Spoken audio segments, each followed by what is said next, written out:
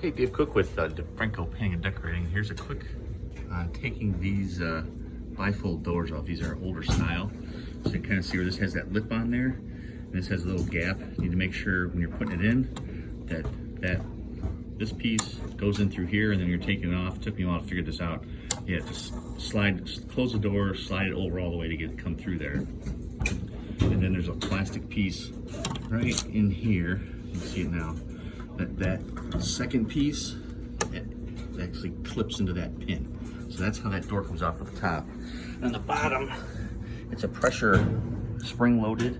So on the bottom of the door, there's a little pin that goes into this piece, and there's a spring, so you can see how this goes up and down. So you need to get a screwdriver under the door and kind of push this down and then pull it out at the same time.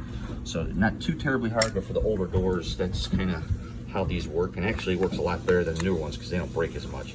So that's how we took this one off. So I'm putting it back, just have to do the opposite. I put the top in, and then this bottom pin, you have to go at an angle to get that in there, and then the spring loaded. You have to push this down while you get it in. So that's how we got this one out, and that's how it'll have to go back in.